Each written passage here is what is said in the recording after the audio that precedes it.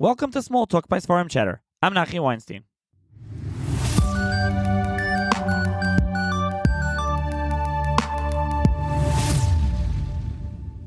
On this episode of SmallTalk, I'm going to be joined by Pinchas Shelby, who is the author of the new English Sefer Music and Halachah, as well as a number of others for him, and he wrote and edited and was involved with.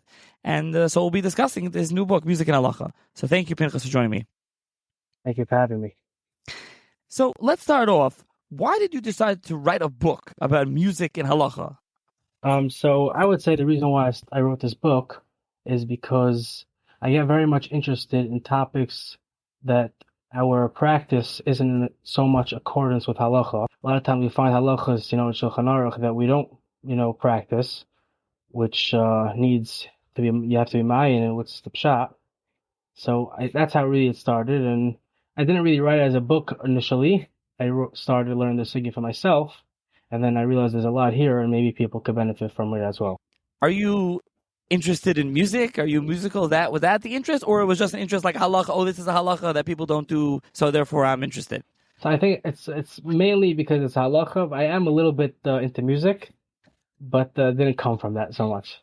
Okay. Also, why did you write it in English? So you were learning the sugya, and therefore you wrote the book in English. Now you do have your Marmakaimis, your Aras, your notes are in Hebrew, but why did you? The main book is in English, so why did you do it in English? Good question. I would say because I felt like there's a more, the layman can benefit from it as well as a Talmud Chacham. If it's in English with, Hebrew footnotes, both people could benefit from it, and it could be more used and more benefited from. Yeah, you see that oftentimes, especially recently, we have, especially halachas forum in English with the notes in Hebrew, so you can get the sources in their actual Hebrew, and those are more for the more learned, but the actual text, and anyone can just read and pick up. Okay, so you mentioned there that there's halacha, these halacha shulchan aruch that people don't do. So let's talk about that. What is the general prohibition of listening to music, or limiting listening to music? So the Mishnah and the Gemara in Gittin says that it's Bisman hazeh, it's also to listen to music. And the Shulchan Aruch paskins like this, and the Rambam, there's many reasons for this Isser. The most general reason the Rambam and the Shulchan Aruch say is because Zeichel l'Churban. Now, apparently this is not what we are accustomed to doing. You drive 2 minutes and it has to be 2 minutes full of music, and it's part of our daily routine to listen to music, which is not in accordance to halacha. Now the question is why. Go ahead.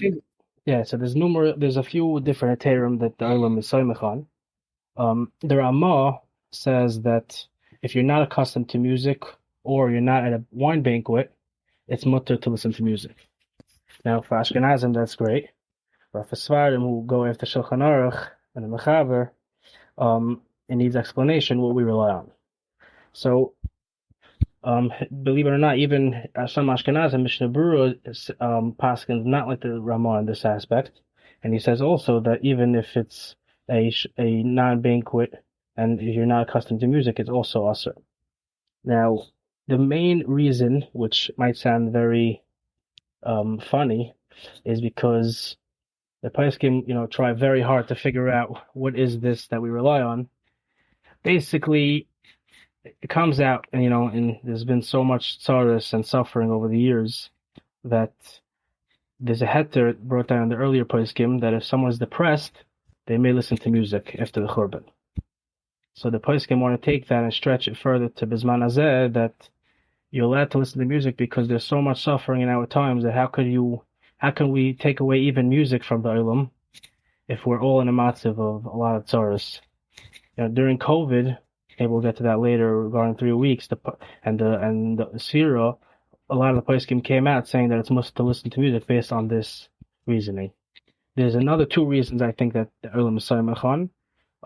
The most general and the most one that would be mustaba to rely on is the Rif, brought on by other Rishonim as well, say that anything that's to praise the Eivishter is considered shirs with the shbachos, and it's not b'chlal the isser of listening to music. Being so, most of our music either is here to inspire us or to praise Hashem, and which would fall under that category, the place can say that you may listen to music because it's not necessarily for self-enjoyment, if it's bringing Yiras Shamayim or other means of getting closer to Hashem. That's another reason. And the last reason, which is not, the place can use it as a tziruf, is Rav Breish in Chuvas Chelkas Yankiv. He has a different heter that recorded music wasn't around in the times of Chazal, and being so, it was not nichlal, part of the gzero, not to listen to music. So the poskim don't really use it as that heter by itself, but with tzirufim, other tzirufim, they use it to listen to music. Right, and also that only works for recorded music. So right. you being Sephardi, you have a DJ by the wedding, it's good. But for Ashkenazi, I got a singer there with a band by the wedding. Exactly. Or even one man, the problem. Exactly. Yeah. So let's talk about weddings. Then there are music in different occasions. These are all things you discuss in the book. You go very in depth on a lot of different topics. But music, there's music at weddings and Sudas Mitzvah. Yeah. So the second chapter of the book is in regards to Sudas Mitzvah and weddings.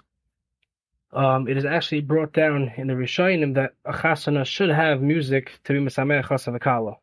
So, without the Ramah, if you're samech on the Ramah, if you're not accustomed to music or not a wine banquet, it could be that is, other parties. But I would say these days most parties have, wine and is nechlal part of a wine banquet. So then you would have to be samech on other heterim. Also, something else you discussed, I think, is music in Yerushalayim. Yerushalayim really has its own category. Right. So that's actually one of my favorite topics of the book. Let me just clarify something I just said.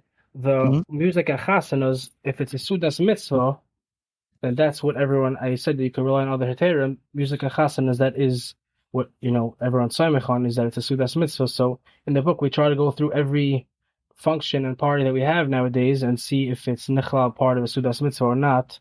And accordingly, it would be mutter to listen to music. So back to music in Yerushalayim, I would say that's my favorite topic in the book. There's two theories to why this takana was placed, that you cannot listen to music in Yerushalayim. Even nowadays, you go to a chas in Yerushalayim, a lot of people, most people, I would say, are noyig in this. Certainly, you'll see just one drum. We'll get into why it's one drum, but there's two theories how this happened. In 1865, there was a cholera that broke out, and there was a famine, and locusts ate up all the crop, and a lot of gedolim were nifter, and a lot of people were nifter. And being so, Rav Meir Auerbach, the author of Imre Bina, he decided to do the Shelas Chaloim, where you go to sleep at night and you get a tshuva from Shamayim. What's the pshat? And he did a Shelas Chaloim on this. What is happening over here? Why is this Geser happening? And in the morning he woke up, it's brought down in the storm, and he went to the towns of Mekubalim, and they came out that there is not enough covered for the Churban of Yerushalayim, especially the Kaisil, and there's something to do about it. So they decided to go ahead and make this takana that no more music by chasanas, lezecher the Churban. And believe it or not, even the Gedolim from overseas got involved in this takana. It's brought down Reb Chaim Soloveitchik, Reb Yitzchak Elchanan Spector, Reb Shimon Sofer, Reb Avram Chekhanov, and the Aruch Laner. They all signed on this takana as well, that in Yerushalayim there's no more music played at chasanas. That was the first theory that's brought down in the Svarim. Another theory similar was that there was, due to the fact that in Yerushalayim there was extreme poverty, and there was not music. You would never find a band so much at parties. So when there was a band, it was a rare thing to see. So the whole town would come, whether Yidden or even Arabs would come together, and there was unfortunately one Maisa that was not so, modest, and the Rav Meir Auerbach got up and decided to make this takana of no more bands by chasanas. It's probably the most famous halacha that many listeners are familiar with is Sfiras Ha'omer in the 3 weeks, and this episode is being released in the 3 weeks, so I think we should talk a little bit about the prohibition to listen to music during the 3 weeks, the reasons for it, the exceptions, a cappella, or what is a cappella. But let's start off. What do you talk about as it pertains to Sfira and specifically the 3 weeks? Right, so we know that there are 2 times throughout the year, 2 time periods that are considered times of mourning. First one is the Sfira, which is the morning of the 24,000 of the Talmidim of Akiva. At second time of mourning is the 3 weeks, which is the Churban of the first and second Beis HaMikdash. And we know there's numerous restrictions during these times. One of them that's well known is the Isser to listen to music. And interestingly enough, there's no Makar in Shulchan Aruch or the Nes Kelim about this Isser. And we find the first real Makar about this Isser is mentioned in the Aruch HaShulchan. There's a remez in the Pri Megadim, but the Aruch HaShulchan is the real Makar that everyone goes back to. And the Poskim try to figure out how come the Nes Kelim or Shulchan Aruch even, why don't they bring up this Isser? So some say that because throughout the year we know already we are mourning the Churban of Beis HaMikdash, and there's an Isser brought down in Shulchan Aruch to listen to music throughout the year, so there's no need to bring down this Isser in a bigger time of mourning, which is the 3 weeks in the Sfira. It's Nichlal in the Isser of listening throughout the year. A second reasoning brought down in the Poskim is that since there's an Isser cited by the Magen Avraham of dancing in the Sfira and the 3 weeks, so this is Nichlal in this Isser of dancing. If we know you can dance, so you Mistama cannot listen to music as well. So what about exceptions when it comes to various exceptions? Those that are exercise, driving late at night. What are the exceptions, and what are the reasons for the exceptions? So there's one main big rule that most poskim say, that any music that's not for self-enjoyment would not fall under this Isser of listening to music. So that would include, to aid you, if you're exercising or you're working, or a mother to put her children to sleep, she could play a slow melody, or if you're driving late at night and you don't want to fall asleep. All these scenarios are not considered enjoyment, rather to help you do something, which will not be included in this Isser. Similarly, if, let's say, your livelihood, your parnasa is to play music at events, and you have a different minig in this matter of when the Isser, this is more applicable in the Sfira, when the Isser of music starts, you could play, the Sfaradim have different time spans than Ashkenazim a little bit, so Ashkenaz could play by Sfaradi, or Sfaradi could play by Ashkenaz if that's his parnasa, because it's not necessarily self-enjoyment. The person can even say that you could teach somebody to play an instrument during these times because you're helping him for his future years to make a parnasa. So that's weiter, not considered self-enjoyment, which would be mutter. I guess not self-enjoyment would apply to if you're listening to some kids' album and some kids' music comes on. Exactly. I guess so that would include, if you have a story tape that's accompanied by music, that's also not b'chlal the Isra listening to music. That's brought down the Poskim. Now, what about a cappella, especially the proliferation of a cappella with fake? It almost sounds like music. Sometimes it's very similar to music. What about that?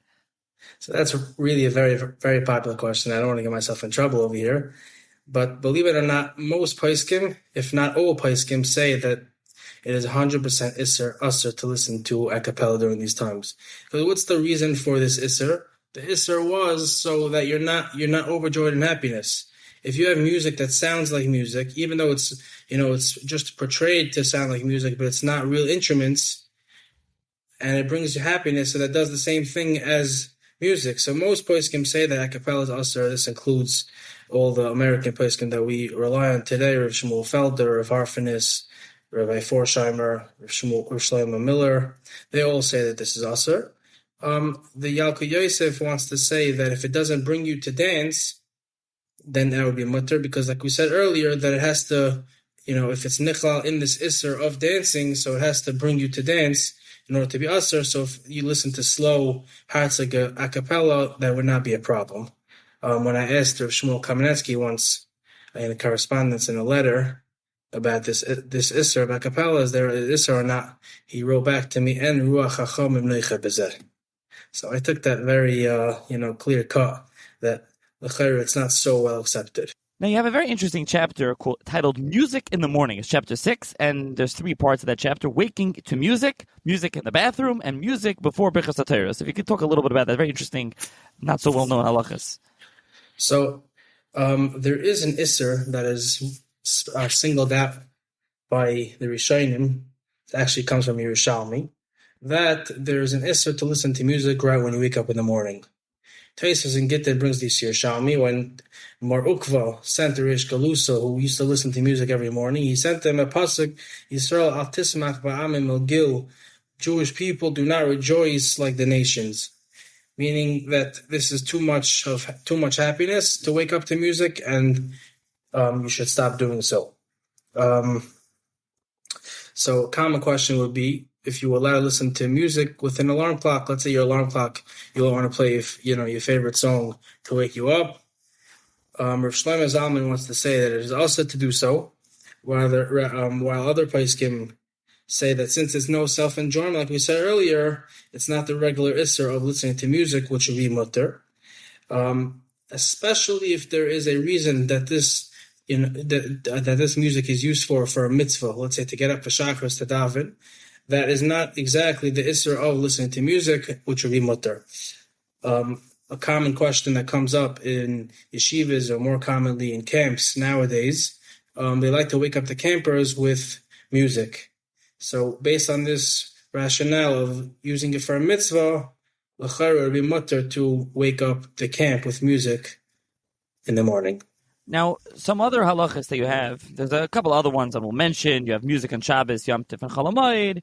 You have the status of the song and the singer, which is some interesting ones. You have music of Avodah Zarah, music of a Jew who has forsaken religion, woman singing, woman playing instruments, music of a wife who's a nida, and some other halachas. But another one that's interesting, you have music and tefillah, which is music in shul, and also using non-Jewish tunes for tefillah. This is something that comes up, another one of those questions that you said that people discuss. So if you want to talk about any of those interesting halachas that you discuss. So I would like to discuss the music in shuls. During the early 19th century, the Reform movement started to sprout. And one of the main things that they were doing that was a little off, which was part of their movement, was to play music, organs in their prayer houses, I guess shuls. So the Gedolim came out very strong with Sam Sefer at the head of it. He came out that it's 100% usher to use musical instruments in shuls. Now the question would be is that we see sometimes today Simchas B'Shav or Siyum or Achas Sefer Torah are all done in shuls. So the place can try to figure out what is the heter to rely on. They come out that since it is also for a mitzvah, then it is not this practice of using it to daven as the Reforms did it, and it would be mutter. Throughout, you've mentioned some of the sources that you use, but were there certain specific sources that you focused on more than others throughout the Sefer? So I really tried to get all different minhagim in the Sefer, tried to bring everyone's different minhagim where it could be applicable to everybody. So it was really not much that I left out, whatever source I found. If it was someone that was, that would help us understand something, we try to encompass that in the Sefer. Right, and you really have Ashkenazi, Sephardi. So you had a couple of different things here in the Sefer. It's really got both sides. Also, I want to mention also one chapter that we didn't discuss, and really this was more prevalent back in the day, but now with the proliferation of 24/6 and other streaming platforms, we should use 24/6. But if anyone has Spotify or Apple Music, it's music and interpersonal issues, copying music, introduction, copying music, positions of the place camp, distributing music. This used to be a big thing of. They're renting it to you. They're not renting that whole sugya. So that's, I guess it's still relevant a little bit. So you discussed that here as well. So you have a number of haskamas. Who'd you get haskamas for the Sefer? So I tried to mainly get from American poskim who understand the way we live with music, that would understand, what the Sefer is about. I thought like they would talk more to the American Olam than getting, Israeli overseas haskamas. Who would you say your Sefer is meant for? So I tried writing the Sefer in English with Hebrew bottom. That way a Talmid Chacham can understand it if he wants to go a little more in depth. But even a layman could get use out of it, as it is, we brought down very clear, different minhagim and very simple steps to understanding the sugya of this essay, the general service into music. Finally, so what would you say you're trying to accomplish with this Sefer? So I would like to say that most books on a specific topic, it's an agenda. The Mechaber has an agenda, what he's trying to do with the book. This book really wasn't an agenda. It was mainly more that as I started off this podcast, that we find a lot of halachas that our practice doesn't come in accordance with the Paskin Halacha and Shulchan Aruch. Being so, I felt like it is, it could die for me at least originally to be ma'ayin in this sugya. How do we listen to music nowadays? After I learned this again, I realized that we all listen to music so freely, and we're not even aware that there's an Isser in Shulchan Aruch, and at least how hard the poskim.